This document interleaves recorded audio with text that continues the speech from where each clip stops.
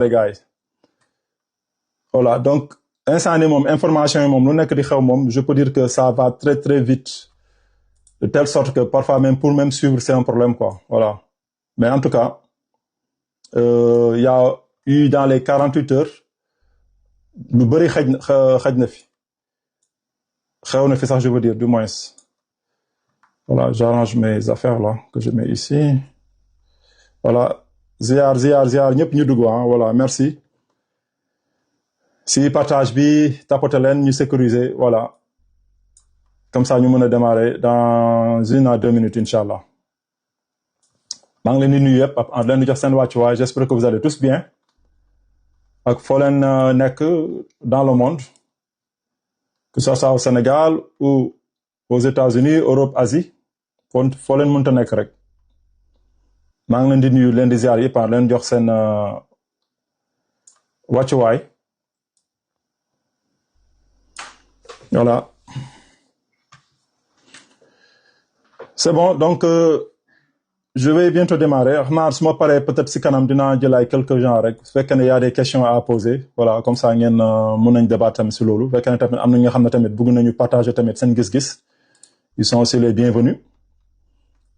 Bon, comme d'habitude ñun lu ñuy def nii si live yëpp en général nekkul dara lu dul rek di partager di waxtaan si lu mbirum xam-xam ak adduna bi nu mu tëddee ak nu muy doxee, comme ça ñu mun si aussi def ay jàngat.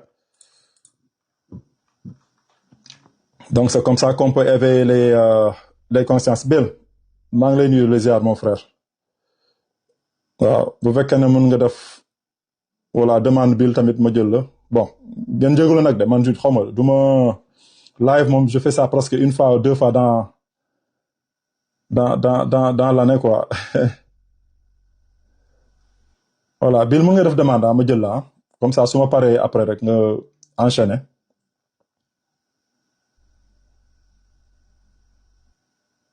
Voilà, ok maa ngi lay gis naa la fii. Voilà, mën naa la inviter sax non.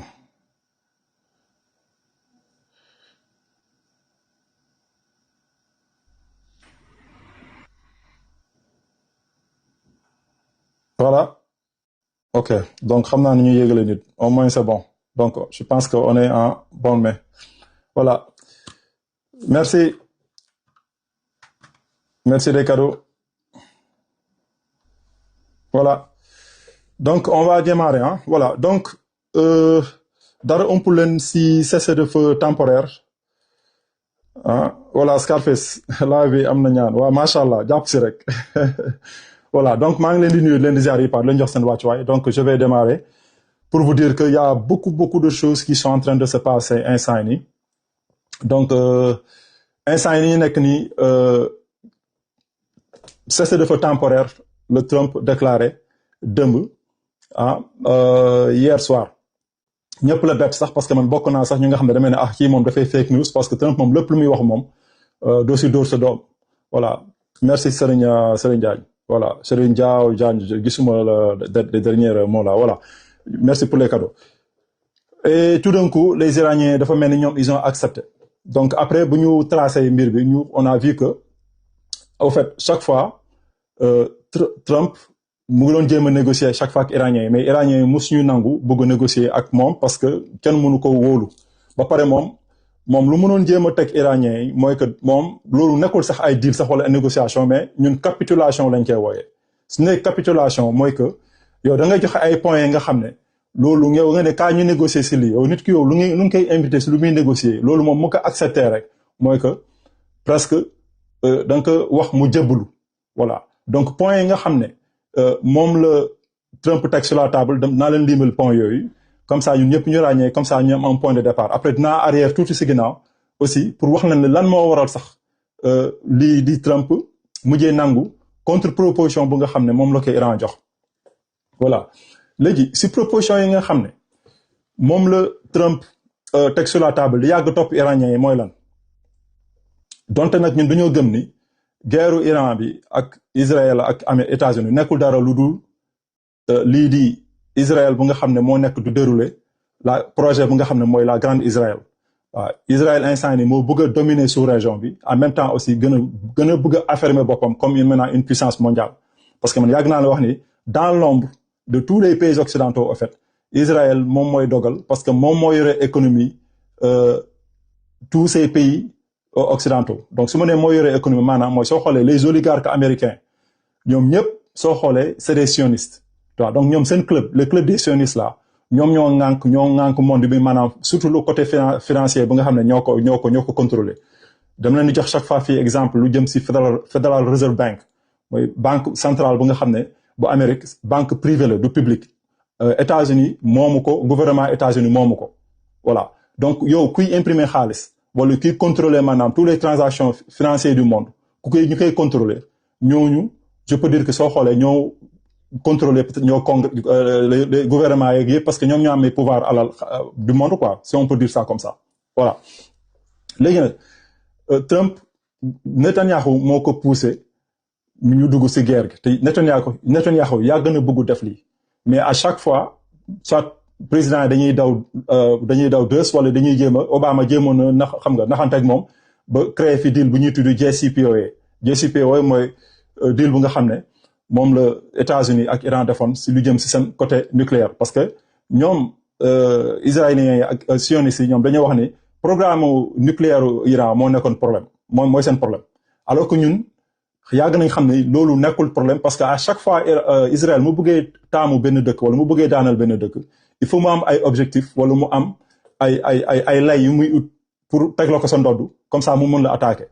voilà donc chaque fois ñoom noonu la ñuy demee soo xoolee Saddam Hussein bu ñu ko doon daanal lan la ñuy wax Saddam Hussein dañu ne Saddam Hussein dafa amoon ay weapon of mass destruction maanaam ay armes chimiques la yoroon alors que armes chimiques yi gars yi dañoo désarmoon Saddam Hussein yàgg na donte ñoom seen bopp ñoo doon armé Saddam Hussein diggante guerre Iran ak Irak yàgg na les années 80 mais iranien les ayatollahs là bu ñu jëlee pouvoir 1979 2 ans après tegu si 2 ans après si la gars yi lu mu tëddati ngemb Saddam Hussein jox ko xaalis les pays monarques yu nekk dans le golfe ñoom ñëpp bokk si du jox Saddam xaalis moment yooyu sax Russie sax ak Chine sax ñoom ñëpp parce que xamuñoon moolaay ñooy kan parce que ñoom ñoo gis ni dañoo yaakaar ne dañoo foogoo ne ay fanatiques religieux ñoo jëloon pouvoir bi Iran moo tax parce que il n'avait même pas d'alliés moment yooyu te les Iraniens se sont battus amul lu ñu deful pour maintenir guerre bi ba Saddam mënul fexe sax ba gagner guerre gi à la limite dañoo mujjee signé accord de paix mu jeex dans les années 86 wala 87 yooyu su ma juumlee voilà donc guerre bi je pense que ça a duré à peu près soit 6 ans wala 8 ans voilà j'ai pas exactement les dates mais quand même ça a duré et les Iraniens ont perdu à peu près plus de je peux dire 500 000 à presque 1 million d'hommes quoi waaw si guerre bi parce que vraiment moment yooyu ils n'avaient pas d'armes xam nga amuñu ay missiles voilà donc c'était vraiment catastrophique pour eux bref donc ce sont ces mêmes gens là tey ñooy ut chaque fois alibi di xool chaque fois lu ñu lay teg pour teg sa ndoot donc Syrie dañoo ne Assad changement de régime Assad dictateur la ainsi de suite xam nga jëm nañ fi fomenter aussi ay faux attaques chimiques yu demee noonu loolu yëpp gars yi jëm nañ ko def pour daanal Assad fexe nañ ba jëlee fi Assad nga bàyyi loolu nga dem fépp foo dem rek voilà palestiniens yi ñoom dañu ne ñoom ay terroristes lañ waaw donte nag Israël moo leen nekk di leen di oppressé di leen di dal seen kaw xam nga di leen opprimer di def benn genre régime apartheid bu nga xam ne bu metti xam nga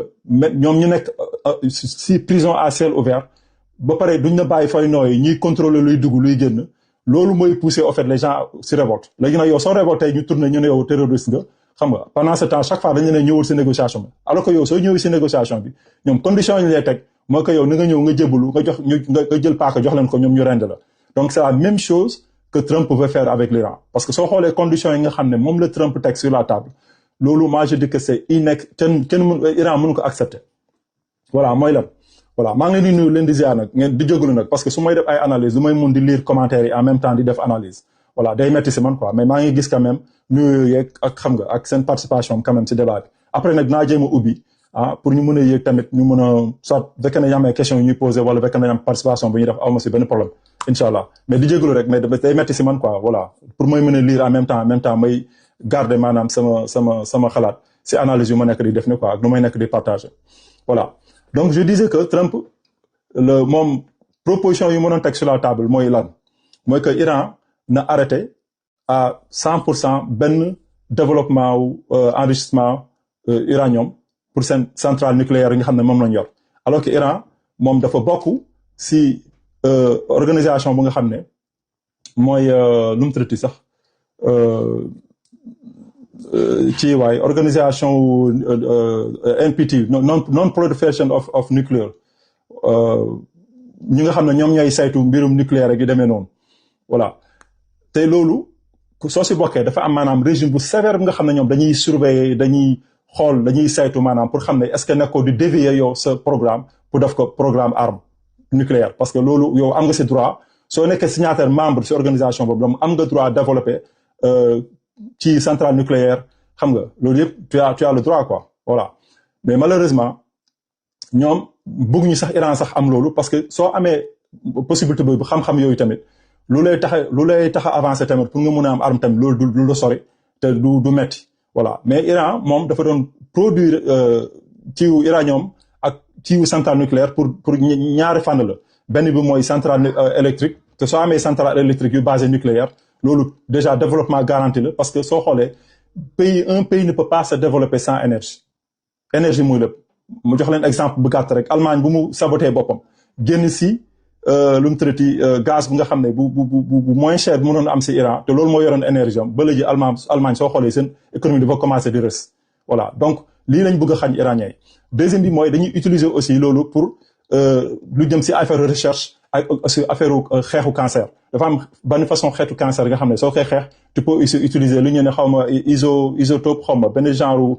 matière la tamit lu nga xam ne si ciwo nucléaire nga koy amee pour nga aussi mun nga produire ay garab nga xam ne dafay faj cancer lii yëpp gars dañ ko bëgg a xañ Iran léegi nag comme que ñoom defoon nañ JCPOA Trump bu mu jëlee nguur gi ne deal boobu baaxul te loolu israéliens yi sionistes ñoo ko poussé mu xotti ko tu vois mu génn si carrément xotti ko xam nga iraniens yi adhéré continuer ñoom di adhéré maanaam di respecté mais États-Unis ils ne respectent plus ça dañoo arrêté carrément ba jékki-jékki ba ñu déclenché guerre bi en juin 2025 mooy première guerre de 12 jours loolu yëpp si fànn boobu la léegi ñu ne léegi il faut que Iran arrêté loolu yemul foofu ñu teg si encore ñu ne léegi il faut que Iran arrêté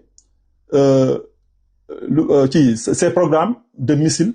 balistiques nga xam ne moom la nekk di inventer di créer pour moom mu mun a protéger wu bu leen fàtte ni Iran a toujours été sous sanction depuis 1979 depuis 1979 Iran mënul envoyer dara si SWIFT te soo un pays qui peut pas utiliser SWIFT maanaam mooy système nga xam ne moom la ñu utiliser pour entre banque pour nga mën a def ay transfert d'argent yow presque dañ lay xool ba pare teg si bépp dëkk bu nga xam ne dafay deal ak yow fekk ne compagnie boobu tamit gars yi dañ koy sanctionné du mun a bokk maanaam si marché mondiaux yi lii moo tax Iran a été isolé donc ñoom il fallait que ñu trouver des systèmes indépendants pour ñu mun a créer seen armement bopp xam nga créer seen jumtaay nga xam ne mën nañu ko utiliser pour ñu aussi mën a défendre seen réew te macha allah ak ñoom xarañ bu ñu si xarañ ak maanaam seen gëm seen bopp xam nga ils arrivaient à créer 200,000 ingénieurs par année tu vois donc Iran bokk na si dëkk nga xam ne qui produisent plus de brevets chaque année je pense qu'ils font partie les 10 premiers pays du monde voilà dans tous les presque ces secteurs yëpp je peux dire donc xam-xam kese lañu gëm te ñoom dañ siy joxe quoi voilà léegi nag loolu gars yi ñu ne la donc c'est une menace Iran mu bàyyee ces programmes d'armement nga xam ne moo koy defaral boppam muy éliminer maanaam lu mu traité ci bi limite distance bu nga xam ne moom la missile yi mun a dem xam nga mu def ko ay courte durée courte distance loolu mooy que Iran du mun a riposter tu vois loolu yëpp c'est fait exprès parce que ñoom dañuy wañaar sa loxo duñ la wax ni fii lañ lay yóbbu de mais dañuy wañaar sa loxo ñu ne la bàyyil lii alors que yow lii soo ko bàyyee rek mooy que ñoom fu ñu la bëgg a yóbbu foofu lañ lay yóbbu après tu vois voilà merci général des cadeaux loolu bokk na tamit su nga xam ne lu Trump teg sur la table par force il faut Iran accepter loolu leneen tamit lu nga xam ne Iran tamit lu mu war a accepter mooy pour ñu bàyyi di jàppale résistance bu nga xam ne bu nekk si sous-région bi te résistance boobu nekk ñu fii pour juste emmerder les gens wala parce que amuñu dara lu ñuy def déedéet maanaam attaque bu nga xam ne moom la Israël nekk di leen di attaquer loolu moo créé soo xoolee tous ces résistances là damay jël exemple du ma yàgg foofu trop mu jël Hezbollah soo jëlee Hezbollah mu ngi juddu après guerre 1982 bu Israël envahir Liban envahir leen pendant des années résistance boobu nag loolu moo créé moo tax ba Hezbollah dem ba judd pour ñu moom ñu mun a résister ba tey loolu moo leen tax a tey nekk ba tey Hamas tamit noonu la soo gisee Hamas dem ba jël ay armes parce que chaque fois gars yi dañuy xëcc si ay terrain négociation te chaque fois suñuy xëccee terrain négociation yaa ngi négocier ak ñoom chaque fois ñoom dañuy gën a laaj di la gën a bëmax ba nga ñàkk lépp malheureusement ñoom noonu la ñuy c'est comme ça qu'ils fonctionnent voilà moo tax on va en parler tu vois après on va parler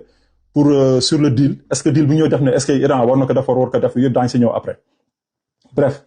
léegi nag su loolu yëpp ñoom dañoo ne Iran na bàyyi di supporter ñoom dañ koy woyee proxy mais proxy boobu sax pour man c'est mal placé te loolu c'est fait exprès parce que ces pays-là ce sont pas des pays proxy de l'Iran voilà c'est juste des pays qui sont alliés parce que ñoom ñoo bokk front ñooy bokk di résister di jàppalante ñoom seen biir pour ñu mën a résister lii di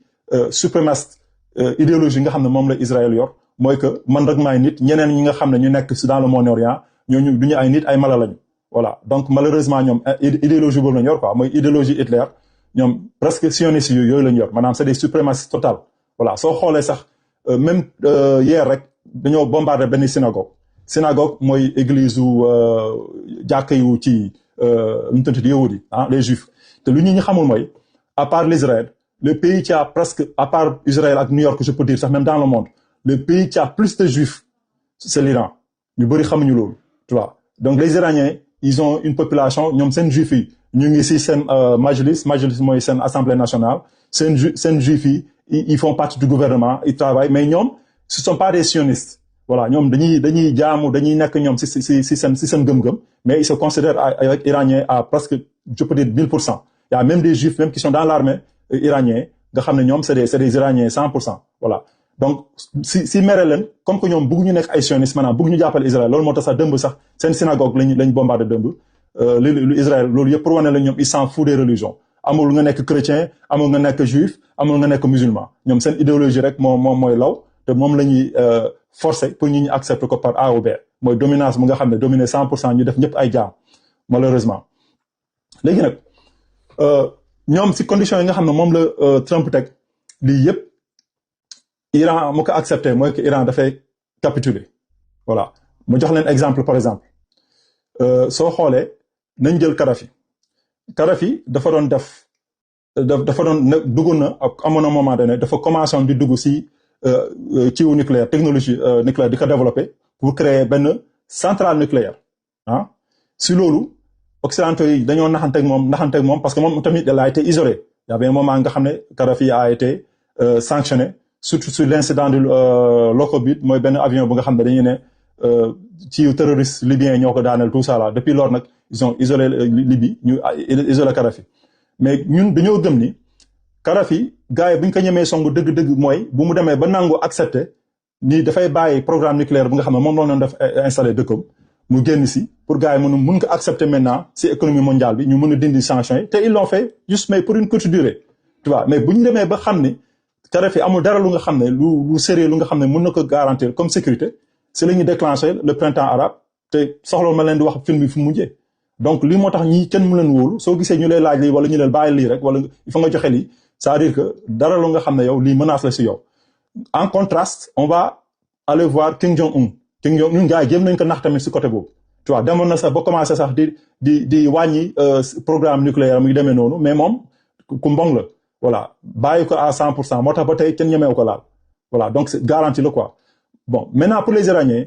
malheureusement pour eux man je dis malheureusement parce que pour man waroon nañ ko fexe ut ko lu yàgg comme ça ñu mën a am jàmm xëy na tey sax duñ leen attaqué ne duñ leen ko attaqué mais Ayatollah Khamenei yàlla na suuf sedd kawam suba mooy 40e jour am si sarax 40e jour am ñu ko fàtte si ñaane yu demee noonu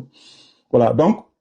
moom moo defoon benn fatwa ne Iran soxlawul bombe nucléaire parce que bombe nucléaire maanaam musiba la loolu gëm naa ko mais même pour mën aussi nga am ko pour protéger pour nga mën a aussi aar say ay morom jullit comme que ay dof nga ko sekkal man gëm naa ne loolu tamit war na mën a lew voilà ma baaleen nag yéen ngeen def si seen xalaat ak seen jàngat voilà donc lii moo tax lii la Trump tegoon si sur la table léegi nag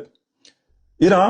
chaque fois suñu defee proposition bi Iran dana ñett lii moom duñ si nangu tey duñ si nangu ëllëg donc on va résister lii moo tax chaque fois Trump di menacer di xataraayu fii jéem nañu bombarder fii xam nga lépp bu ñu bombarder maanaam tout ce qui est militaire te tout ce qui est militaire lu nga xam ne lu ñu bombarder Iran moo def exprès Iran beneen stratégie la yor Bill dina si laal tuuti mooy guerre asymétrique la fi teg parce que guerre conventionnelle Iran mënu ko def États-Unis parce que rapport de force du benn tu vois budget de guerre États-Unis mot na je ne sais pas plus de presque je peux dire 20 fois sax laa xam ne budget de guerre Iran ah voilà donc Iran je pense que ñoom ay 40 milliards de dollars des choses comme ça États-Unis ñoom ils sont je peux dire à 1000 et quelques mille xam nga am na yenn yi sax doo ko xam sax parce que y a des fonds nga xam ne c'est des fonds cachés donc mënoo xam sax les budgets à 100% mais en général le budget qu'ils déclarent au public c'est un budget de à peu près 1000 milliards hein voilà 1 trillion 1000 milliards sànq rek seen budget bu bees bu ñu nar a dugal ni ça va aller maintenant à 1500 milliards de dollars si budget pour ñoom seen xam nga ministère de la guerre bokk parce que avant défense la nekkoon voilà léegi guerre lañ ko tuddee pour te dire que ñoom mentalité bu ñu yor léegi quoi voilà léegi nag dans ça Iran dafa proposer dafay def ay contre-proposition gars yi chaque fois suñu proposer ñoom ñu proposer parce que ñoom guerre asymétrique lañ def mu ñëwaat si guerre asymétrique boobu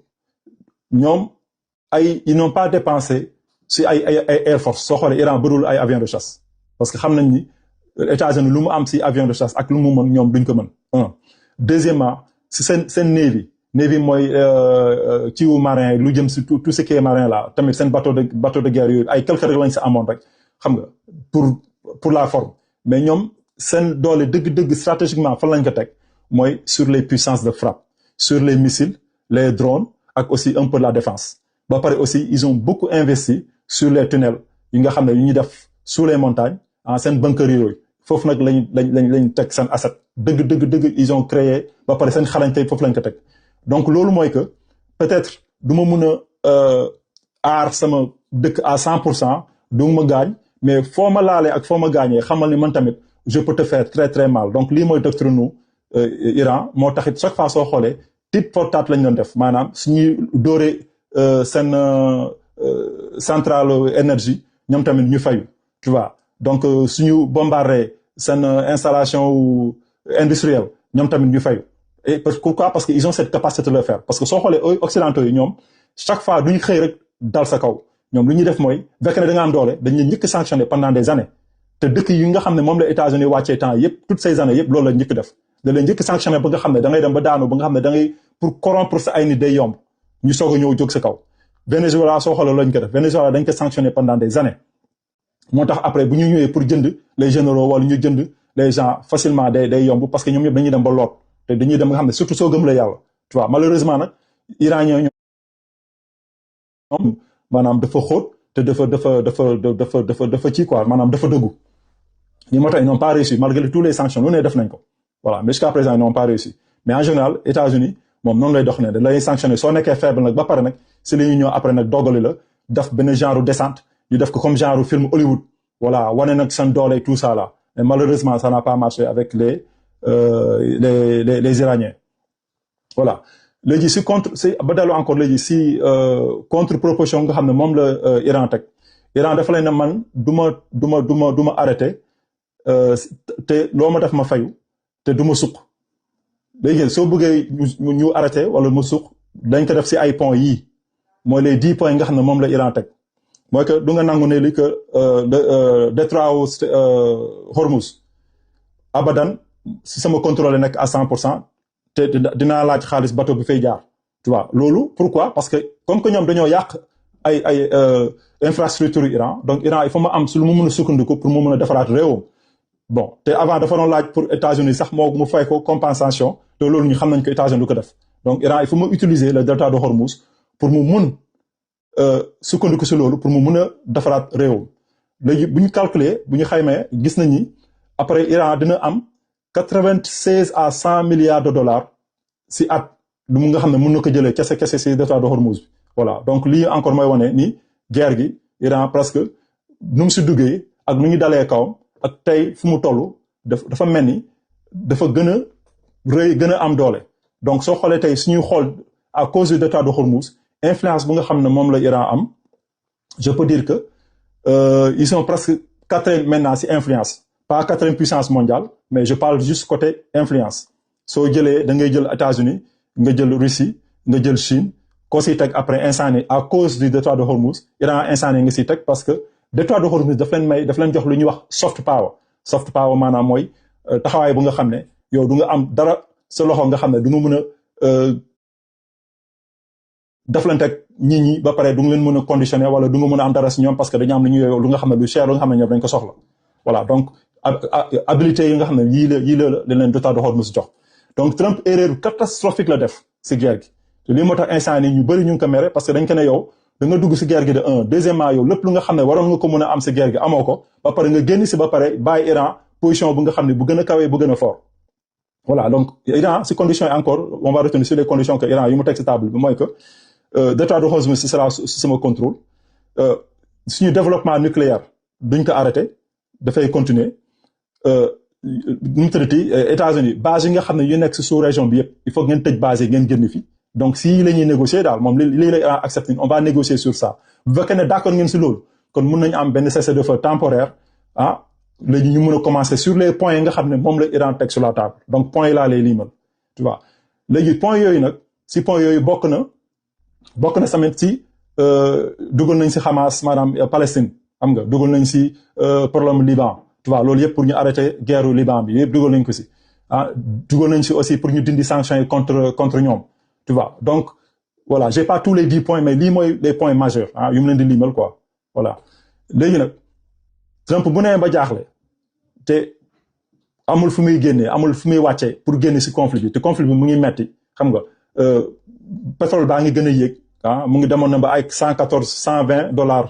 par baril xam nga ñun fii États-Unis moom dañu doon sentir affaire bi carrément quoi am na ay état nga xam ne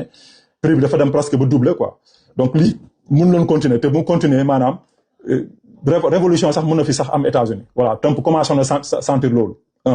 deuxièmement aussi Trump dafa gis ni amul kenn ñu koy jàppale si guerre gi parce que man doona yaakaar ni nu mu duggee si guerre gi dina woo waa OTAN tamit ñëw ñoom ñëpp ñu soto tu vois Bahreïn jëm na fi dugal résolution fii sécurité conseil fii pour ñu mën a créer benn coalition pour ñu mën a dal si lu mu traité Iran pour mu ñu mën a dindi ñu mën a ubbi détroit de Hormuz bi Chine ak Russie moo ko féetoo loolu moom xamoon nañ ne du jàll voilà donc ñoom instant yi Trump a été coincé voilà lii moo tax à un moment donné il a chassé les généraux yi nga xam ne ñoom pour moom dafa yaakaar ne ñoo ko doon tere pour mu mën a atteindre ses objectifs léegi mu ñëw nag si côté boobu tuuti ma laaj lu tax Trump dàqoon généraux yooyu ñun suñu jàngat boog suñu analyse mooy que dafa doon jéem a def lu nga xam ne c'était presque intenable maanaam du doon réussite ba pare américains yi bëri mën nañ si gaañu soo leen xoolee le F-15 bu nga xam ne bu iranien bu ñu ko daanalee seen deuxième pilote bu nga xam ne moom la gars yi bëggoon dem jëli américains yi man dama gëm ni opération boobu la généraux yooyu peut-être bëgguñu koon def moo tax ñu dàq leen pour remplacer la ñu andi fi ñi nga xam ne ñun lu ñu woowee ay yes men maanaam loolu wax ñu def rek ñoom dañ koy def voilà léegi nag ñoom bu ñu ñëwee bu ñu ne dañuy làqatu bokk si excuse ni dañuy ñëw pour sauver seen pilote mu nga xam ne mu ngi si montagne côté Isfahan mais soo xoolee force yi nga xam ne moom la américain wàccee foofu comme le nombre d'avions le nombre de différents groupes de tactique de guerre ay Delta Force ay forces d'opération façon bu ne lañ andi malheureusement pour ñoom lu ñu doon yaakaar def mooy dañoo naroon wàcc Isfahan ci côté boobu ñu ne dañuy sauver pilote bi mais en même temps dañoo bëggoon xuus pour dem si tunnel yi nga xam ne foofu la centrale nucléaire yu Isfahan foofu la affaire yi nekk ñoom foofu lañu yaakaar ne foofu la iranien yi seen ñaata je ne pense xaw ma ñaata kilo la sax j'ai même oublié le nom peut-être bil nga fàttali ma ñaata kilo la gars yi yor foofu si uranium yi nga xam ne américain si loolu lañu bëgg a teg seen loxo ñoom loolu lañu bëggoon def mais malheureusement zone bu ñu voilà ça à peu près 450 kilos voilà merci ay 400 ñi ñu ne 600 kilos 500 kilos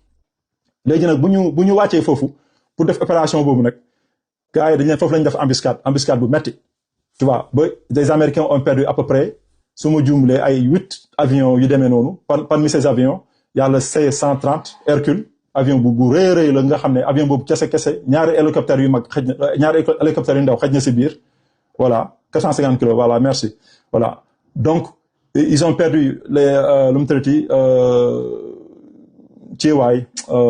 naka CH-60 Bird mooy c'est des avions nga xam ne très tactical mais c'est des petits avions des hélicoptères maanaam lu ñu fay perdre si matériel kenn mënu la wax lu tax am na ñoo xam ne sax ñu ne ay américains yu bëri gaañoo nañu fa mais comme que ñoom dañuy nëbb ñoom seen décès yi maanaam américains xam ne dañ leen rey duñu am benn ci ba pare même pilote bu ñu sauvé sax ba léegi sax kenn gisu ko ba léegi kenn gisul photo yi mais ñun dañoo yaakaar ne ñoom dañ doon jéem a utiliser loolu comme excuse pour ñu mën a jot si kii bi loolu nag ça a fait un échec parce que pour fekkee ne Trump il avait réussi à récupérer ces 450 kilos d'uranium gëmu naa ne foofu la doon génn nag pour mu mën a sukkandiku ne am naa victoire xam nga yàq naa armée wu iranien yàq naa seen armée de force seen marines yi yàq naa ko xam nga yàqat naa seen puissance ak lépp léegi nag j'ai atteint mon objectif comme ça mu génn si mun a créer victoire mais malheureusement pour lui et pour les Américains ça a été un échec total waaw ça a été un échec total loolu nag moo tax tegu si 2 jours après il a accepté les 10 conditions yi nga xam ne moom la Iran teg sur la table pour ñu mën a waxtaan donte nag dans les dernières minutes merci pour les cadeaux mais donte nag dans les dernières minutes moment yi nekk ni spokesman lu mu tuddati mooy porte-parole White House nee na ni Trump gëmul 10 points yooyu instant ne mu ngi commencé marche arrière voilà donc ça ce sont les dernières minutes sur les 10 points voilà donte nag aussi gis nañ ni Israël nanguwul lii di guerre gi arrêté parce que soo xoolee opposition naka xam nga Lévi xam nga moom mooy c'est l'opposant numéro 1 en Israël dafa doon dal Netanyahu ne ko yow yaa ngi nii presque bu ñu leen négocier si cessez-le-feu temporaire bi Israël amu si kaddu kenn déggu si Israël xamul sax ñun sax information sax télévision lañ ko doon jot donc c'est une honte maanaam échec total la voilà lii moo tax instant ni Israël bëggul bàyyi donc pour continuer pour ñu gën a pousser Amérique pour mu jàpp si guerre gi ils ont continué à attaquer ba pare ils se sont déchaînés aujourd'hui carrément sur l'Iran malheureusement le Liban malheureusement ñu ngi leen di bombarder à une heure de temps def nañu lu mot 100 cibles yi nga xam ne ay building la xam nga ay oto ñi nekk di rey de gauche à droite comme ñi nga xam ne maanaam dañoo perdre seen sens voilà seen sens nit quoi seen sens humain malheureusement donc li yëpp da lay woon ne frustration bi nga xam ne ñoom tamit moom lañ nekk di am parce que ñoom corps à corps ak Hezbollah parce que Hezbollah mu ngi leen doon bàcc yu metti surtout avec les nouveaux drones de FPV nga xam ne moom la Hezbollah commencé utiliser comme Ukraine donc ñoom tamit ils ont adapté les mêmes techniques te loolu mu ngi doon wàccee les chars de combat Merkava parce que dañ leen wàcce benn jour dem nañ ba détruire 22 chars c'est benn jour donc ça a été vraiment un record voilà moo tax israélien face à face sur le terrain gars yi chaque fois loolu lañ leen di tooñee dañ leen ne yéen duma ay jigéen rey ay xale maanaam bombarde ñi nga xam ne mënuñu défendre loolu rek mooy seen puissance mais fekkee ne nekk góor dëgg-dëgg wàcc sur le terrain face à face doo leen tous chaque fois sur région bi loolu la ñu ñuy accuser quoi voilà donc Israël accepté wul deal bi donc ñoom ñuy def lépp lu ñuy saboter mais Israël n'est pas seul donc gis nañ aussi ne Émirats unis aussi ñoom tamit tey si suba gis nañ ni moom tamit ils ont attaqué lii di Iran benn installation su ma jumlee pétrolière wala gazière c'est benn île bu tudd Lavan voilà donc moom lañu attaqué tey avec ay Rafale 2000 voilà loolu la iranien yi wax bokk voilà donc gëm naa ne les Émirats ñoom tamit ils sont carrément dans le ils sont perdus parce que lépp seen yaakaar maanaam si guerre gi pour ñoom suñu génnee si Israël était vainqueur ak américain ñoom tamit ils allaient sortir en puissance xam nga ils allaient peut-être se partager l'Iran comme butin de guerre ba pare bokk na aussi si objectif aussi lu ñu bëggoon mooy daggati aussi Iran en petits morceaux maanaam ñu diviser ko comme ni ñuy wax ñu balkaniser ko c'est le terme qu'on utilise maintenant depuis que bu ñu balkaniser les Balkans maanaam ñu diviser leen par région et comme ça ils vont jamais s'entendre et ce sera toujours un pays faible bokk na aussi ñoom aussi lu ñu bëggoon aussi loolu fàtt naa ko wax sama leeral tamit mooy changement de régime xam nga le début ñoom loolu la ñu wax mais ñu dem si biir après Trump marche arrière ne non moom musul wax loolu changement de régime musul nekk ay mbirum voilà donc lii yëpp bokk na si lu nga xam ne échec nga xam ne moo dal gars yi léegi dans ça je peux dire que Iran est devenu grand vainqueur ñoom ñoo gagné si taxawaay pour le moment bokk parce que guerre gi jeexul voilà je dis chaque fois pour le moment voilà sooy analyser il faut nga bàyyi espace boobu voilà beneen gagnant tamit nga xam ne gagné nañ tamit si taxawaay maanaam si conflit bi le deuxième gagnant mooy lii di Oman soo leen xoolee ñoom mus ñu dugg carrément si jeu yi nga xam ne moom lay pays golfe di def donte nag ñoom amuñu pétrole comme les pays ak gaz comme les pays monarques là mooy Arabie Saoudite Émirats unis xam nga Koweït ak Qatar ñoom amuñu ci boobu moo tax ñoom bokkuñu puissance ak gars yi daal waaw man gëm naa ne lii moo tax sax Iran boole leen si xaalis butin de guerre bu nga xam ne bu ñuy récolter si le détroit de Hormuz voilà parce que Iran daf ko yaatal ne lay daf siy boole Oman parce que Oman a toujours été un bon voisin donc le émir de Oman c'était quelqu'un de sage voilà moom il a toujours xam na fu muy doxee quoi nu muy naxate ak américains yi donte ba tey il a toujours respecté l'Iran te ils ont toujours coopéré avec l'Iran il faut aussi noter aussi que la plupart de la population omani ce sont aussi des chiites voilà donc ils ont aussi ces relations gëm naa aussi ni l'Oman aussi a joué un rôle très important di jàppale Yémen ah soo xoolee Iran bu mu doon jàppale lii di Yémen donc day jógee si Iran mu jaar si détroit de Hormuz dugg Oman xam naa à partir de Oman foofu la gars yi di yolle yóbbu bagage yi si lii di Yémen donc lii yëpp bokk na maanaam si axe de résistance bi xam naa loolu moo tax Iran jàppale Oman donc Oman est sorti vainqueur te bal tàkkul tiréwul benn bal maanaam bokkuñu dugguñu si guerre gi voilà léegi nag pour les donc je parle des gagnants voilà donc j'ai parlé de l'Iran j'ai parlé du fait que l'Iran est sorti vraiment vainqueur ah ils ont vraiment propulsé ils vont gagner presque 100 milliards par année donc aussi seen statut aujourd'hui dans le monde à cause de l'influence du delta de Hormuz daf leen jox beneen statut tey mais aussi dafa am aussi beneen carte aussi bu ma bëgg aussi leeral ba partager aussi loolu ngeen bàyyi si xel mooy que à part le détroit de Hormuz le détroit d'El Mandab mooy détroit bu nga xam ne moom moo nekk côté Yémen soo leen xoolee Yémen bu mu doon teg pression ci kaw Israël damoon na ba tëj détroit boobu maanaam bateau bu fay jaar fekk na ñoom joxuñu la permission dañuy dal sa kaw bateau foofu sax pour man moo gën a am importance que détroit de Hormuz tu vois mais soo xoolee ba léegi Iran ak Yémen jotuñu utiliser carte boobu ba léegi teguñu pression boobu parce que ñoom bokk na si ces cartes yi nga xam ne au cas bu fekkee ne affaire bi dafay intensifier wu guerre bi dafay intensifier wu dafay am escalation ñoom daañu mën a utiliser loolu comme aussi carte donc loolu yëpp je peux dire que tey c'est sous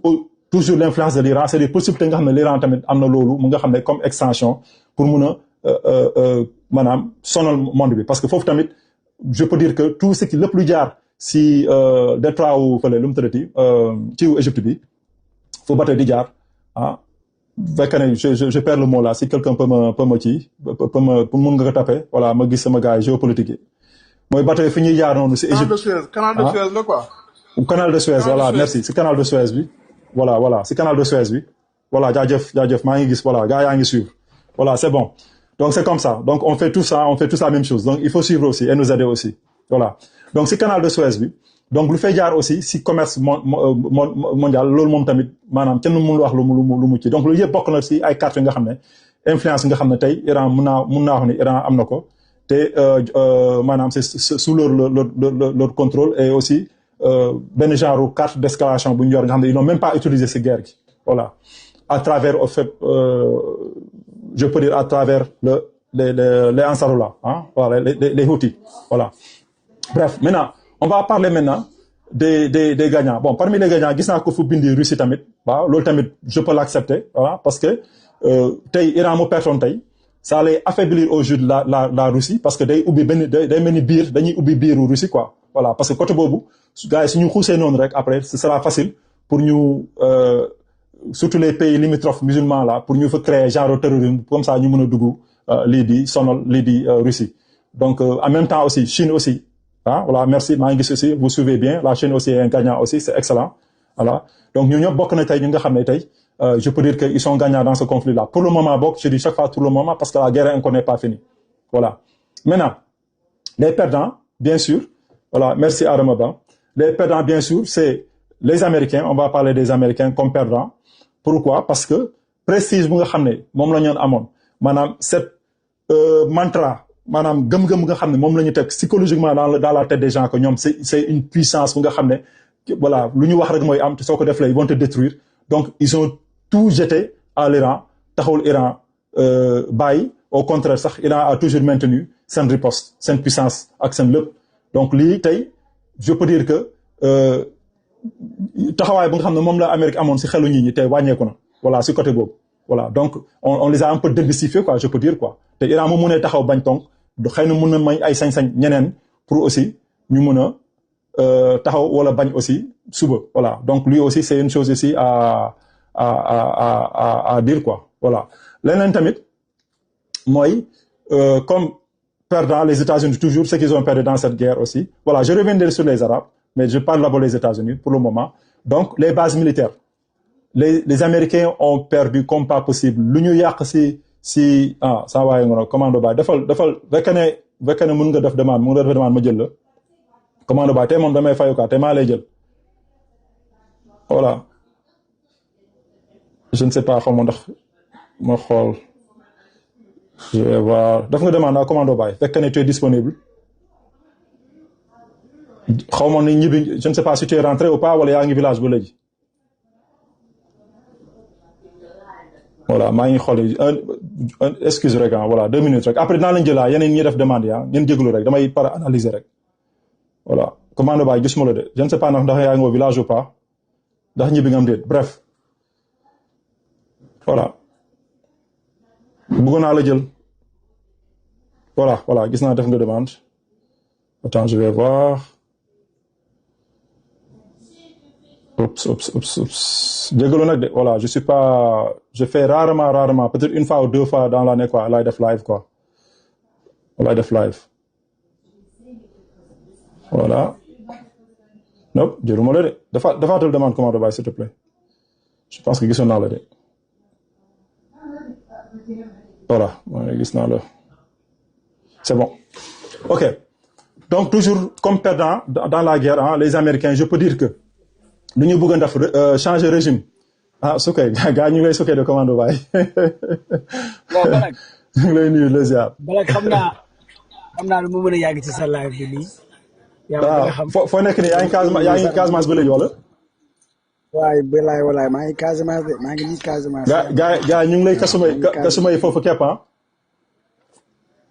waaw gis nga gaa yi ngi may kasumay kepp mu lekk maa ngi kii quoi ñu ngi lay dégg naa ñu ngi lay gàtte de maa ngi Balingor fa laa nekk nii de gis nga mais ndeysaan dégg naa ñu ngi lay gàtte de wala temps bi dafa juma wala temps bi guddi nu may defee saa waay man dafa ok xaaral ma xool ndax mën naa def voilà allez-y les Joola chez les Joola allez-y tu as vu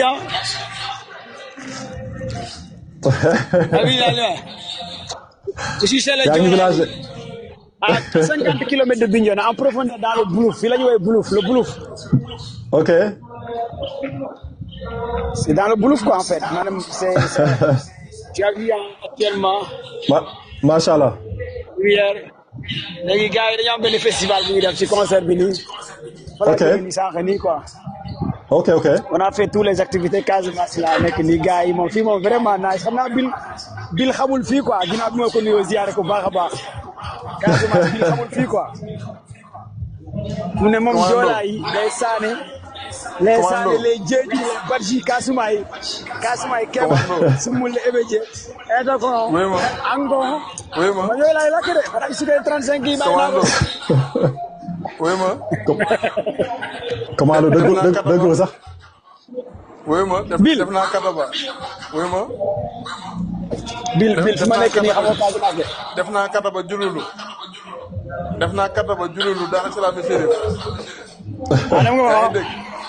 kataba jululu dara ci la mesérif plan dia ak ca biir waaw yëpp def naa ko yow fu nga wax ni sax man xaw ma côté yooyu sax dama ko xam nga karjak bil xam nga Bandeya non côté bu la def côté jululu man Boulouf bi laa lay wax Boulouf à l'intérieur bi waaw côté jululum yow côté Gambie ngay wax waaw côté boobu laa def man Boulouf laa nekk Boulouf man ci Boulouf bi laa nekk d'accord au fin fond dans la forêt tu connais la forêt du Boulouf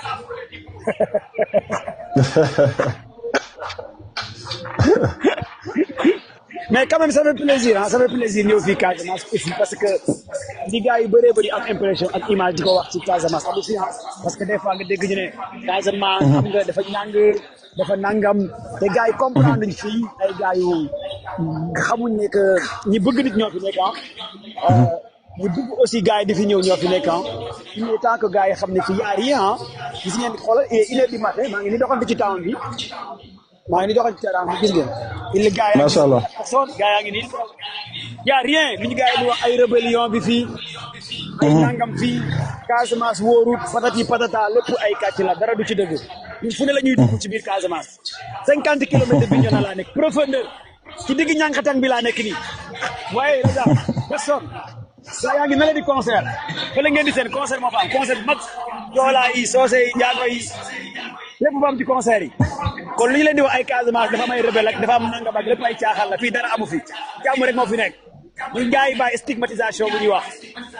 fii teranga moo fi am teranga joolaa yi teranga les Jeeju les Saare les Badji les Jaata ah loolu moo am Casamance dans le Bluff ay fu ñuy wooyee Karjak fu ñuy wooyee Bandaya fu ñuy wooyee Kelekong fu ñuy wooyee Ketong fu ñuy wooyee Jéegi fu ñuy wooyee Jénjili dëkk Ousmane Sonko bi sax tey fa laa jógee dëkk Ousmane Sonko bi dem naa ba foofu gaa yi li ñu ko may grand ça va ok waaw d'accord commande waay ci loo nekk yaa ngi doxal ma ne ça va nice lépp jàmm waaw waaw amul problème waaw loolu laa bëggoon wax rek. merci si message bi donc ñu ngi lay jaajëfal. waaw et bon voyage en tout cas. waaw loolu laa bëgg. waaw merci après yow après. xam naa ne daañu dégg après ça marche. waaw mais Bill. jaajëf waay Bill ana fu gaay toll. Bill fan la moom laa nekk di développé nii. Casamance yi. Casamance yi waaye xamaa ma sama mbokk Joola yi may romb nii Casamance yi. Joola laay laaj. commande baay yow tey moom nekk ko si géopolitique moom ah waaw yow xalo nañ la bàyyi nga nekk si say kay sumay ak say ñàkk tàng wàcc na ñu sabute rek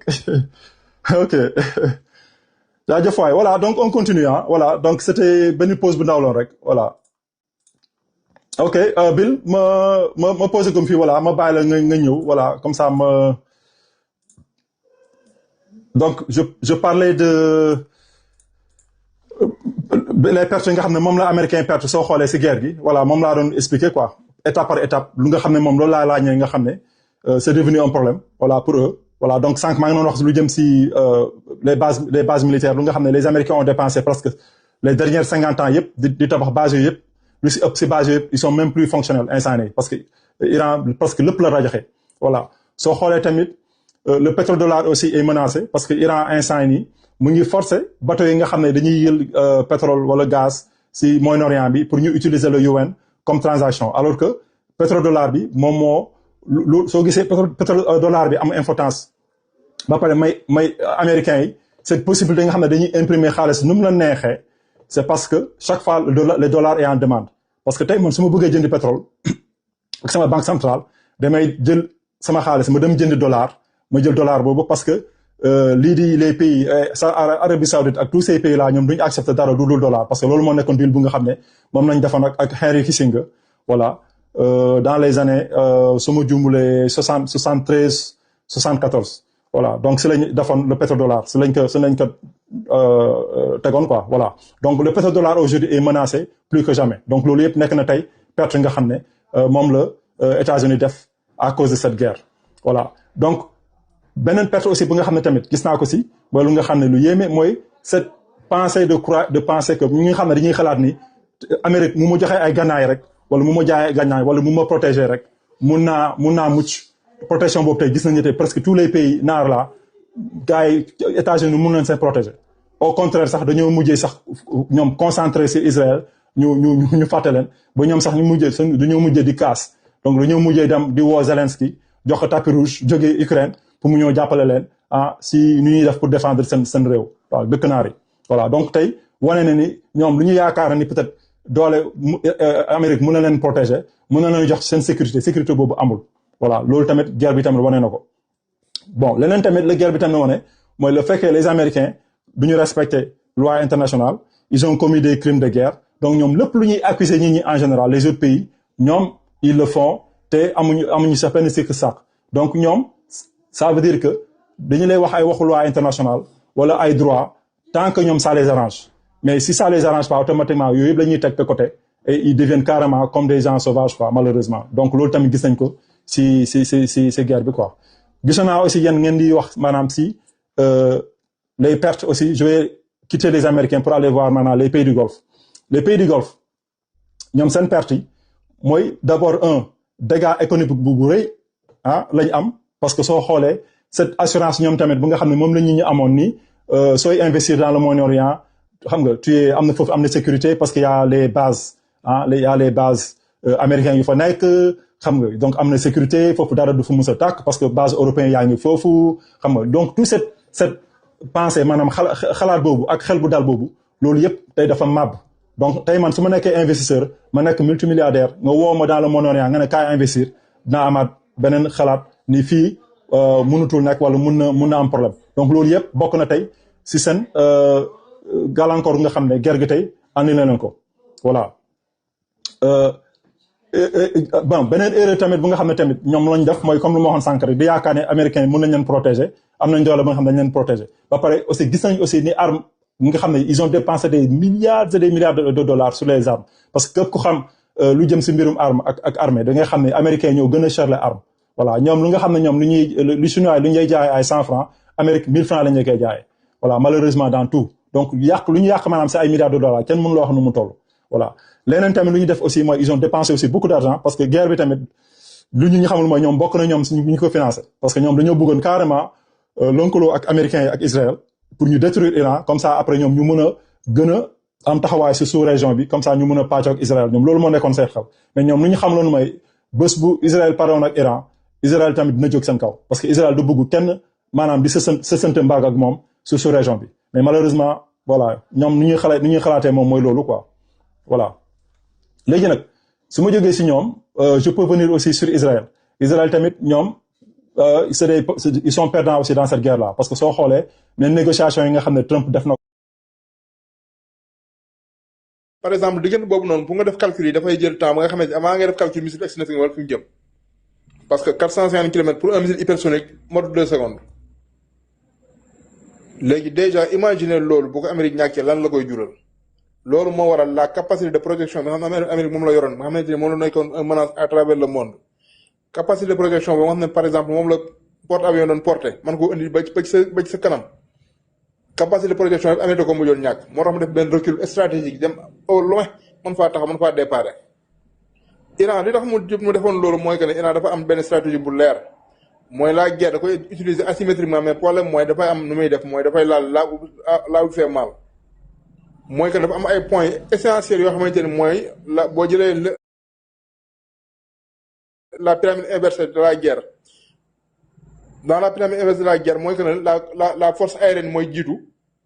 après la force navale tege ci la force terrestre doog a ñëw boobu mooy la pyramide inversée parce que bu dee la pyramide bi nga xamante ne mooy la pyramide normale la force terrestre mooy ñëw force navale teg ci force aérienne jiitu mais problème mooy États-Unis la pyramide inversée la leen liggéeyee moom la gagné guerre noonu yim sonal yi ñëpp noonu leen sonale dans cette pyramide inversée mooy que ne la force aérienne moom mooy jiitu mais foofu la Iran def mooy dafa fexe ba nga xamante ne nii tous les bases militaires ñu nekkoon au Moyen-Orient mu nekkoon ay bases de protection des avions américains Iran da koo détruire mais bi mu ko détruire yamul ci détruire ko dafa ko détruire par boole ko détruire les pistes d'atterrissage et d'envol léegi soo détruire les pistes yooyu noonu lan ngay def mooy que da ngay pousser l'ennemi à son dernier retranchement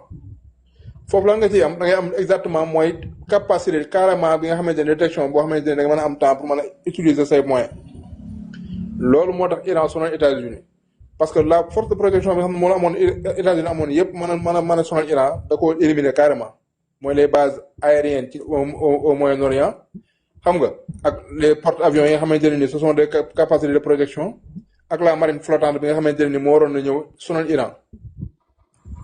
léegi foofu noonu dafa Amérique ñàkk boo ko dee calculer en termes de milliards day ëpp 470 à 500 milliards de dollars parce que soo xoolee par exemple le nombre d'avions bi nga xam ne États-Unis ñàkk na ko foofu rek bul xam ñaata la toll li ñu la wax ak li ñu la waxul parce que am na yoo xamante ni wax duñ la ko wax parce que am na soo gisee la base de Prince El Sultan les avions AWACS rek 500 millions de dollars lay jar waxuma la 500 millions de dollars mais problème mooy un avion bu nga xamante ne nii États-Unis ak sa puissance 16 la ci mën a am te les deux ont été déjà détruits kon mu desoon 14 nga éliminer ci lu mat 3 wala 4 ci benn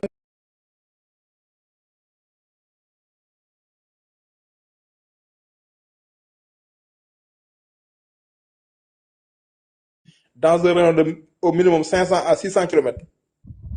léegi avion AWACS boobu moom mooy coordonner tir mooy joxe les points de tir mooy joxe les positions géographiques et les données GPS mais avion boobu soo ko éliminer mooy que ne exactement les avions nga xamante ni ñoo waroon ñëw à travers l'Iran il faut ñu ñëw ba jege dëgg-dëgg doo ko mën a utiliser seen missile kon déjà foofu lan la ci Iran jublu mooy que ne mooy li tax mu détruire les avions yi nga xamante ne nii tey ñoo nekkoon sur le terrain li tax mu détruire ko parce que problème mooy force de projection bi AWACS yi amoon noonu mënut ko am à travers parce que AWACS dafay jouer ñaar dafay jouer sur la guerre électronique ba nga xamante ne dafay désaxer les systèmes de guidage de l'ennemi ba pare dafay nekk benn avion de coordination ba nga mooy coordonner tous les avions yi nga xam ne moo nekk dans un rayon certain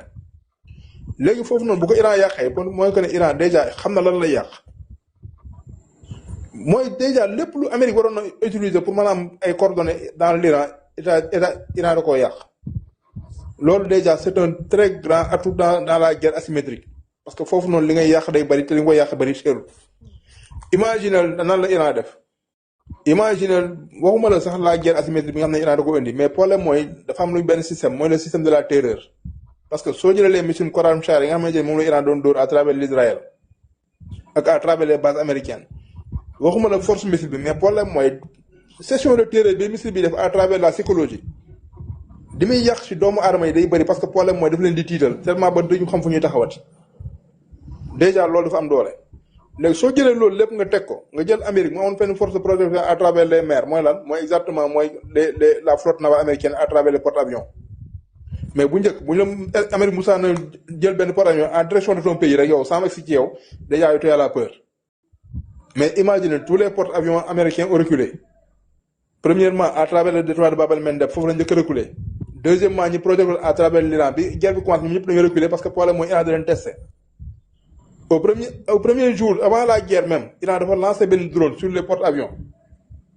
mais porte-avions yi amoon nañ tellement difficulté pour mën ko détruire ba dañu mujjee envoyé benn F-35 mu détruire ko un seul drone léegi loolu lan la woon mooy naa tâter le pouls de l'ennemi xool exactement fan laa koy jaar bi États-Unis xamee loolu ñu attaqué seen porte-avions yi parce que porte-avions dafa ñu am benn talon d'Achille benn talon d'Achille mooy lan mooy que ne benn porte-avions saa boo yàqee le pont d'envol amatul njariñ parce que li man mooy lancer ay missiles Tomahawk à une certaine distance du am précision les missiles Gerans yi nga xamante ne ñoo nekkoon les missiles furtifs à précision Amérique li mu ci dese woon fi doon nii sur 2500 missiles 450 la ci dese kon déjà loolu kenn mënatu ko remplacer en termes de munitions foofu États-Unis dafa faible parce que amatul benn munition imagine toi que léegi dans cette guerre même Iran dafa détruire benn bateau boo xam ne contenant na 300 missiles américains 3000 missiles américains dollars en une seule coulée mu coulé ko benn flotte boo xam ne dafa coulé 56 milliards de dollars mooy que ne Amérique li exactement lim subir ci guerre bi en terme de perte dafa doy waar xam nga léegi loolu moo jiitu léegi nag soo paree nga ñëw sur le plan nag léegi économique nga xool exactement lan la Amérique perte foofu noonu à travers le Golfe boo jëlee États-Unis seen système dëgg-dëgg dafa concentré sur 4 piliers mooy yor États-Unis seen économie yëpp foofu lay doxee le premier mooy le pétrodollar le deuxième mooy l'industrie des armements le troisième mooy la big data ak la Silicon Valley parce que 4 yi États-Unis téye woon di ko doxale mooy exactement l'industrie américaine foofu la taxee woon newoon naa leen ca débarru guerre ba ne leen bu guerre bi demee dans 2 semaines États-Unis dafay effondré de l'intérieur lay effondré wu parce que problème mooy jamono na sur les prémices ñoom commencé woon na parce que la destruction de Trump moom déjà annoncé woon nañ ko ba nga xamante ne nii c'était déjà presque acté au rappel de tous les démocrates yi nga xamante ne ñoo nekkoon en vacances te état bu demee ba nga xam ne tous les députés nekkoon en vacances dañ leen woo pour ñu ñëw directement Assemblée nationale pour siéger à la destruction de Trump kon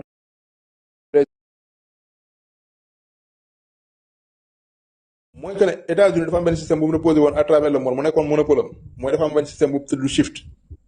mooy que ne tous les échanges internationaux dafa doon jaar ci système boobu noonu mooy le SWIFT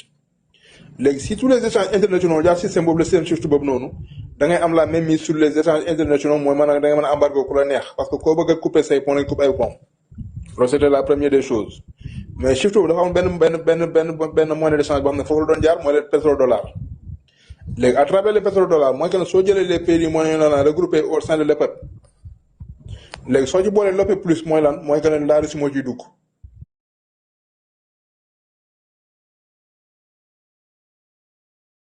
mooy que ne kon l'OPEP mooy les pays exportateurs de pétrole kon soo dee xool mooy les pays du Moyen-Orient bloc boobu rek la léegi le bloc continental boobu noonu nga xamante ne ni mooy les pays du Moyen-Orient soo leen jëlee nga teg leen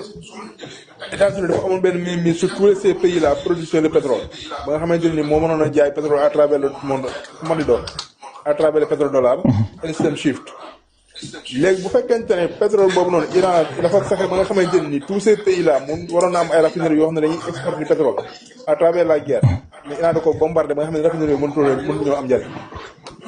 deuxièmement mooy Israël bombardé la raffinerie de gaz bi nga xam ne moo nekkoon Iran bombardé la raffinerie de gaz Qatar kon déjà les deux yi nga xamante ne ni ñoo nekkoon exactement mooy les piliers de l'économie mondiale à travers l'énergie mooy exactement mooy le pétrole deuxièmement bi mooy nekk le gaz ce sont les deux piliers de l'énergie mondiale parce que problème mooy l'économie c'est de l'énergie transformée sans pour autant nga am énergie boobu mën a transformer doomu économie léegi loolu moo taxoon nag bi nga xamante ne ni Iran jël na tous ces pays là yi nga xamante ne ce sont des pays producteurs ak ces ports yi nga xamante ne nii nga xam ne léegi Iran tous ces ports yi nga xamante ne nii léegi ports yooyu noonu ce sont des ports yi nga xam ne fa la doon jaarale économie de contournement à travers le détroit d'Ormuz Iran dafa bombardé les ports mooy le port de Jebel Ali ak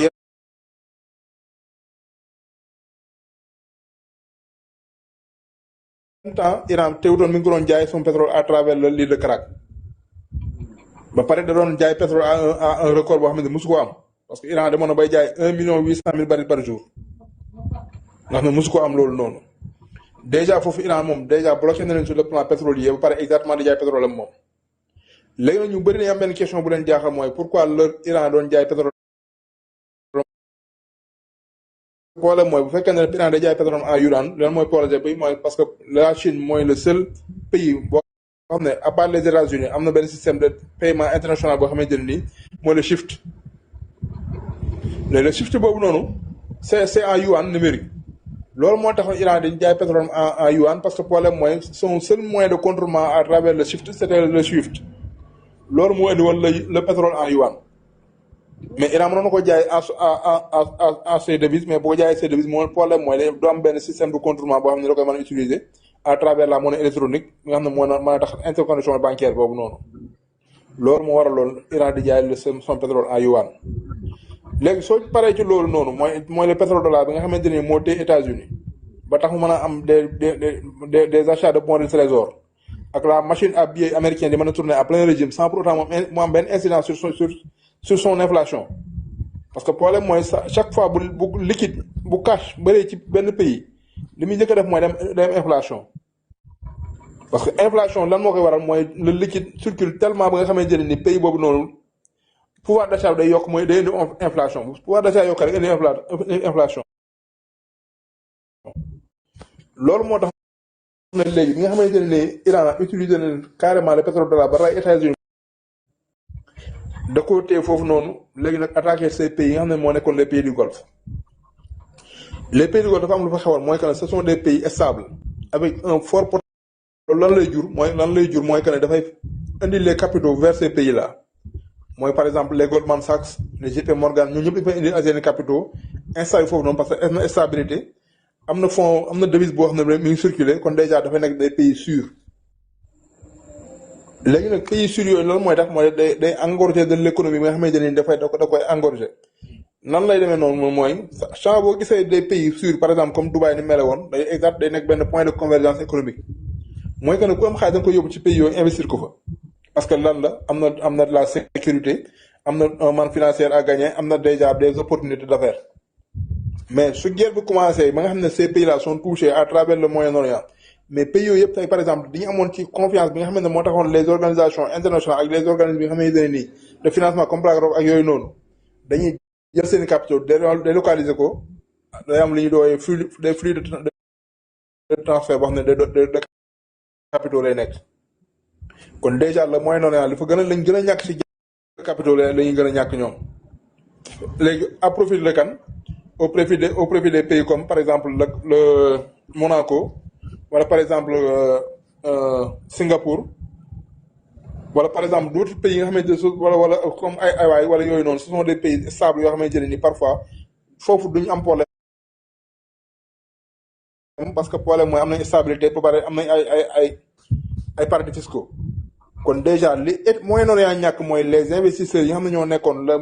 le point central du Moyen-Orient ñooy jóge au Moyen-Orient les capitaux vont fuir et se déplacer kon déjà dafay bàyyi benn vide bu énorme à travers le Moyen-Orient léegi pendant ce temps au Moyen-Orient par exemple dafa amoon lu xewoon mooy que ne dafa amoon tous les grandes entreprises américaines yu fa implanté woon à travers lan par exemple sur les Amazon amoon Amazon bi jata foofu noonu Iran da ko bombardé lan lay engagé mooy que ne dafay engagé la perte de données sur plusieurs milliers de terabits et de téraoctets léegi perte de données yooyu lan lay jur mooy que ne dafay am benn influence boo xam ne daf koy am à travers le système mondial bu fekkoonte ne par exemple Amazon boobu noonu ñi fa dencoon seen données yëpp mën nañ koo ñàkk parce que problème mooy moo nekkoon point de sauvegarde bi foofu lan lay jur mooy que ne les échanges banquiers yi nga xam ne moo waroon am foofu noonu dafay am retard la perte des données dafay jur exactement des confusions à travers les devises yi nga xam ne moo nekkoon ci banque yooyu noonu léegi soo paree ci loolu nga jóge ci ñëw exactement sur l'Israël mu nekkoon benn épée Damoclès boo xam ne dafa nekkoon sur le Moyen-Orient épée Damoclès boobu noonu nekkoon sur le Moyen-Orient mooy moo tiimoon tous les pays du Moyen-Orient nga xamante ne daf leen woon carrément soit ngeen ànd ak États-Unis soit ma ñëw carrément éliminer leen à travers le grand Israël benn projet expansionniste boo xamante ne nii mu du woon taxaw léegi lu woon projet foofu noonu mooy Israël dafa nekkoon benn épée Damoclès à travers le Moyen-Orient ma dafa jiwoon ñu woon jël pays yëpp teg leen de la terreur États-Unis ñëw taxaw ne moom moo leen di sauver à travers l'Israël parce que ñoom ñaar ñoo nekk benn camp bi foofu noonu Israël dafa ko ñàkk mooy Israël dafa njëkk a ñàkk au premier guerre de la guerre des 12 jours l'Institut Weizmann. L'Institut Weizmann c'est 60 ans de recherche 60 ans de recherche accumulée la Israël njëkk a yàq en une seule journée déjà ñu bëri ba mu xel ci loolu noonu te loolu déjà rek dafa doy waar parce que l'Institut Weizmann pour nit ñi xam exactement mooy lan mooy que ne Israël lépp lu mu doon def ci recherche ci lu baax ak ci lu bon mooy les recherches médicaux yi nga xamante ne moo nekkoon Israël ak les recherches yi nga xam ne sur les armes biologiques ak les recherches sur les nouvelles générations d'armes yi nga xamante ne les armes à fort potentiel biologique ak les armes par exemple chimiques institut boobu moo ko doon def Israël da koo ñàkk sur la guerre des 12 jours mu nekk benn point bu essentiel bu Iran réussir foofu noonu. Deuxièmement mooy Israël dafa amoon benn mythe bu mu jaayoon à travers le Moyen-Orient mooy lan mooy le dôme de fer David Slim la fronde de Goliath xam nga léegi soo boolee léegi le mythe am bi nga xam ne Israël amoon na ko bi war xamoon doon tax mooy wane ne exactement moom moo yor exactement la meilleure défense antimissile à travers le Moyen-Orient à travers le monde mythe boobu Iran da koo dindi par la saturation ak par des missiles hypersoniques. Par exemple soo jëlee le cas de Dimona rek déjà da ngay xam ne exactement Israël il a perdu son mythe parce que Dimona c'est un point infranchissable intouchable à travers le parapluie nucléaire nga xam ne Amérique da koo tegoon mais problème mooy Israël foofu moo nekkoon son champ de recherche nucléaire léegi soo xoolee loolu noonu centre de recherche nucléaire boobu nga xam c'est un point intouchable Iran da ko bombardé woon leen ne carrément vous n'êtes pas intouchable kon à chaque instant ça bu ngeen bëggee indi détail en Iran mën naa leen toucher directement à Dimona avec des missiles hypersoniques kon déjà foofu noonu lan la mooy que ne le mythe israélien bi nga xam ne moo taxoon mu teg ci àdduna bi ne moom dëgg moo yoroon lépp ci wàllu doole foofu noonu Iran teggi na ko léegi dafa am lu xew mooy que ne Israël dafa nekkoon sur le corridor boo xamante ne nii son fin de parcours mooy le port de Haïfa parce que boo jëlee exactement li ñu doon wax mooy soo jëlee exactement à travers le port d'Haïfa da ngay jàppal la Jordanie am benn contour booy def à travers les terres mooy que ne le corridor de contournement des détroits d'Ormuz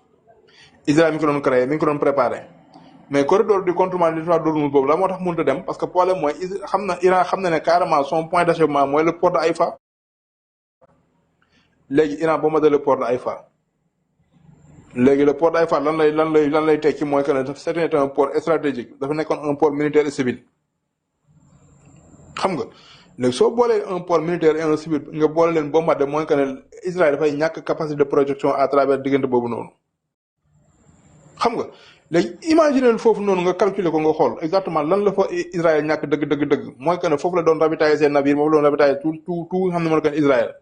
léegi bu fekkente ne port de contournement boobu waroon na jaar le contournement de détroit d'Ormuz Iran da koo bombardé mooy que ne léegi le contournement dootu am njëriñ kon déjà Iran li muy am la même sur le détroit d'Ormuz dafa ëpp doole parce que dafa yokk puissance am parce que ñoom dañoo créé benn corridor des 4 pays yi nga xamante ne nii mooy les pays la Jordanie l'Israël ak pays yi nga xamante ne ñoo nekk ak Chine jëm noonu ci kaw. léegi contournement boobu noonu exactement soo ko dindee da ngay xam ne exactement léegi Iran dafay amaat le contrôle sur le détroit d'Ormuz à travers l'Israël Iran nekkal point de pression à travers l'Israël mu nekkal benn point de pression mooy le détroit de Bab el-Mandeb parce que même soo defee contournement bi nga def jàppal le cadre de bonne expérience mais pour nga ñëwaat Europe pour nga ñëwaat en Asie mais il faut nga jaar Bab el-Mandeb soo paree doog a ñëw sur le canal de Suez foofu tamit léegi ni ko njëkk Iran def mooy su tëjee Hormuz exactement léegi su même soo defee contournement ba def Bab el-Mandeb da foog nga def Bab el-Mandeb doog a dem Suez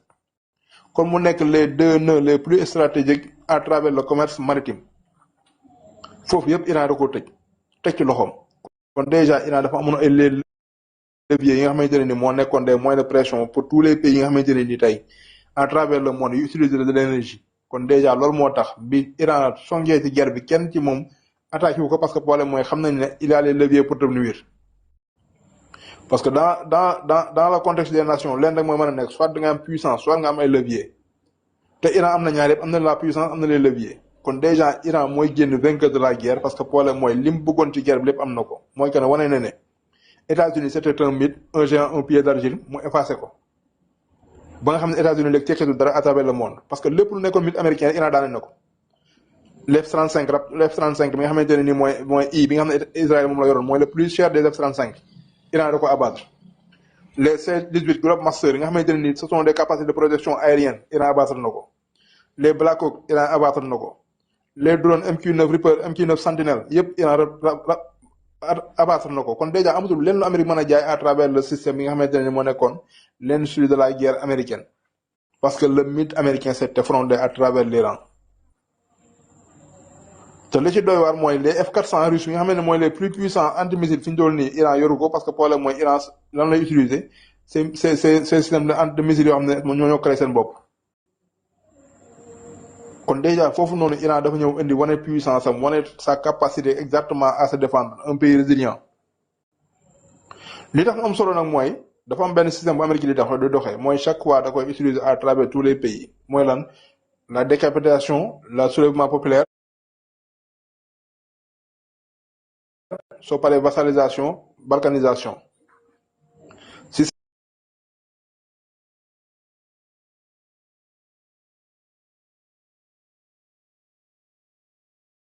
les pays yi nga xam ne moo ko li tax ñu naan la balkanisation les pays balkans yi tax ñu naan la balkanisation boobu noonu tamit dafa jàll mooy Bosnie ak Sarajevo yooyu noonu kon déjà Amérique amoon na benn système benn modus operandi boo xamante ne nii c'était bien rodé.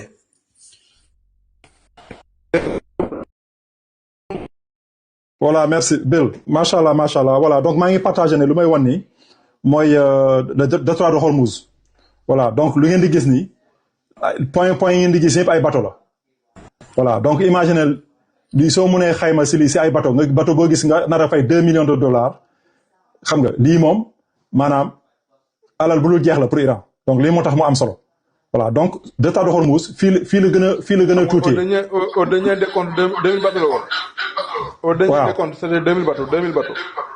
voilà. 2000 bateaux sur les deux. xoole voilà donc à chaque moment. bateau yi fii la ñuy jaar pour dugg pour dem nii dans les pays golfe donc Émirats unis moo nekk nii Dubaï moo nekk nii fu may wane nii si kii bi nii léegi nag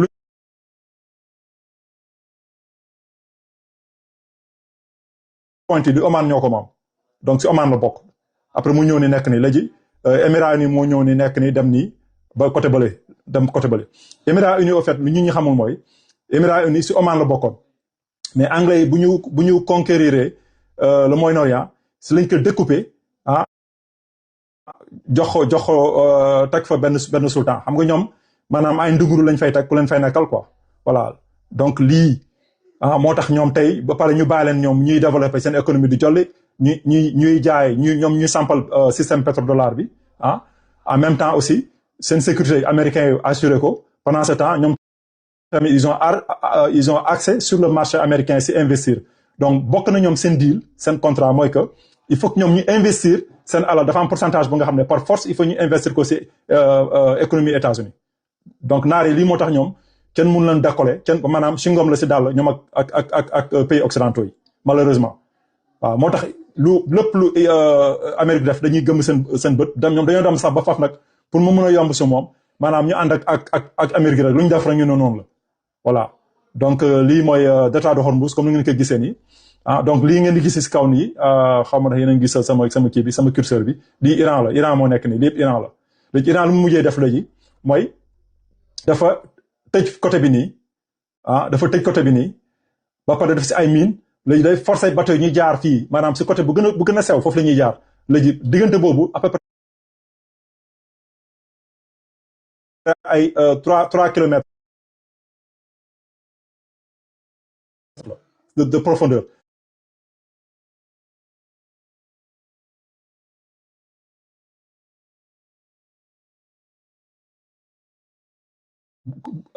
luy moo tax côté bi mu nekk maanaam côté bi nga xam ne Iran mun na ko xooj maanaam mu ko xoojee rek moo dara dootul jàll mooy des bateaux à fort tirant d'eau mooy les bateaux à fort tirant d'eau mooy les bateaux yu mag yi voilà il faut que ñu mën a naviguer exactement sinon seen coque bi day laal suuf si voilà léegi nag tey dafa amoon tey mooy Israël bu mu continuer tey di bombarder si le Iran tëj le détroit de Hormuz moom laa leen di woon nii soo xoolee presque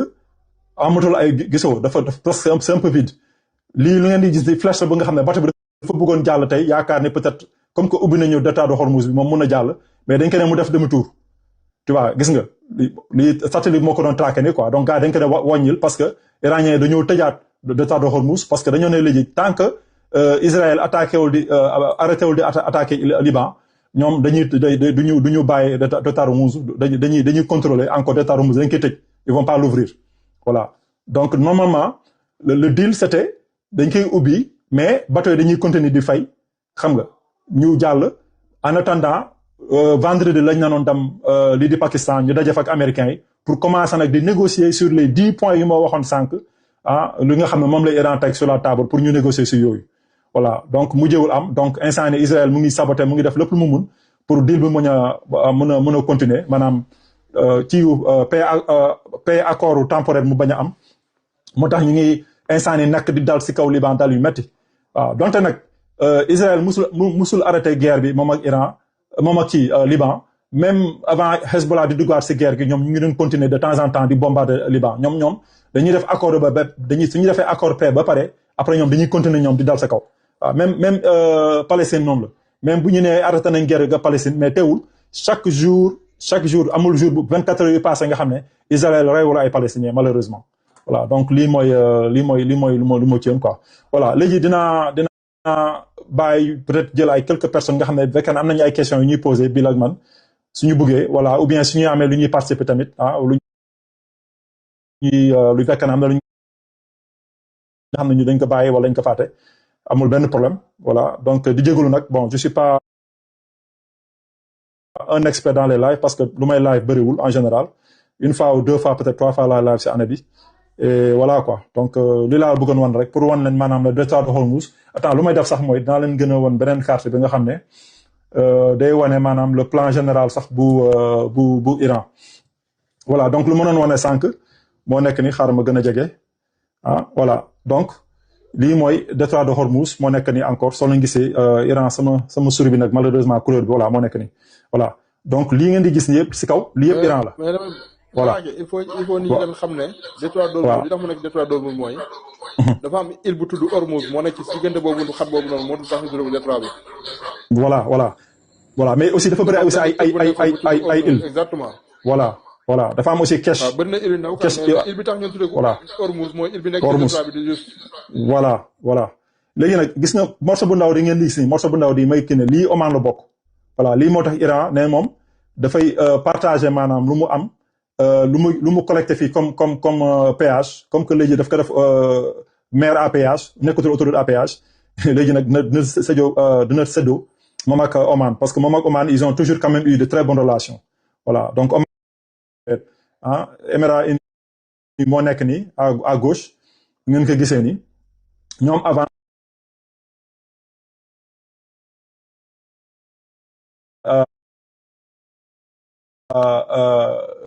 Émirats Unis ñu jox leen réew ba pare jox ko benn sultan la même chose si Qatar di ngeen gis ni Qatar normalement si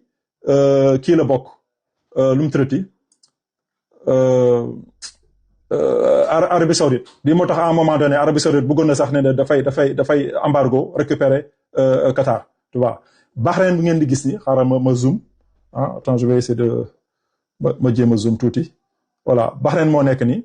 donc Bahreïn bu ngeen di gis ni Bahreïn moom si Iran la bokkoon pourtant de jusqu'à 1957 ba mu jumle voilà donc gars yi bu ñu conquérir encore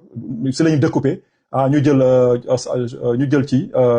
Manama mooy seen capitale ñu jël Bahreïn dafa benn sultan sunni mais la population Bahreïn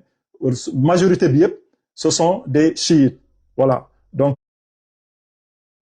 sauf maanaam seen élite yi maanaam seen sultan yeeg demee noonu seen roi yi ñoom ñoo nekk ay sunni ba pare ñoom bu ñu def mooy